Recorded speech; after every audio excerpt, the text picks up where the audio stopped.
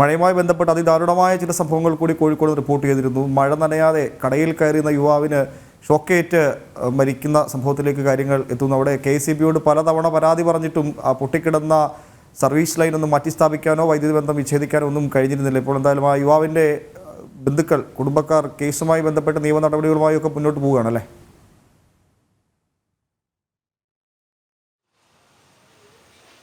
തീർച്ചയായും ഇന്നലെയാണ് ഇത്തരത്തിലൊരു അതിദാരുണമായ സംഭവം ഉണ്ടായത്. കോഴിക്കോട് കുറ്റിക്കാട്ടൂരിലാണ്. മഴ നനയാതിരിക്കുവാൻ വേണ്ടി കടയിൽ കയറിയ യുവാവിനാണ് അത്തരത്തിൽ വൈദ്യുത ലൈനിൽ നിന്നും ഷോക്കേറ്റ് മരണം സംഭവിച്ചത്. ഇതിനെതിരെ വലിയൊരു രീതിയിലുള്ള പ്രതിഷേധം ഉയർന്നു വരുന്ന സാഹചര്യമാണ് ഉണ്ടായത്.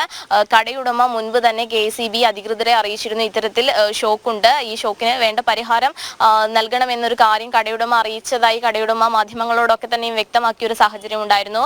പിന്നീട് KCB അധികൃതർ അവിടെ എത്തുകയും സ്ഥലം പരിശോധിച്ച് കേസ് രജിസ്റ്റർ ചെയ്ത് മടങ്ങുന്ന ഒരു സാഹചര്യമാണ് ഉണ്ടായത്. ഇത്തരത്തിൽ വളരെ ദാരുണമായ ഒരു സംഭവം തന്നെയായിരുന്നു ഇത്. സംഭവവുമായി ബന്ധപ്പെട്ട് നമുക്കറിയാൻ സാധിക്കുന്നത്, ഈ മഴക്കാലമൊക്കെ വരുമ്പോൾ ഇത്തരത്തിലുള്ള വൈദ്യുതിപരമായ കാര്യങ്ങളൊക്കെ തന്നെയും വലിയൊരു രീതിയിൽ ശ്രദ്ധിക്കേണ്ട സമയമാണ്. ഇത്തരത്തിൽ ഒരു പരാതി ഉയർന്നിട്ട് പോലും ഈ സംഭവത്തെ വളരെ ലാഘവത്തോടെ കാണുന്ന ഒരു നടപടിയാണ് ഉദ്യോഗസ്ഥരുടെ ഭാഗത്തു നിന്നുണ്ടായത് എന്നാണ് നാട്ടുകാരുടെ അടക്കം പരാതി വ്യാപകമാവുന്ന ഒരു സാഹചര്യമാണ് ഉള്ളത്.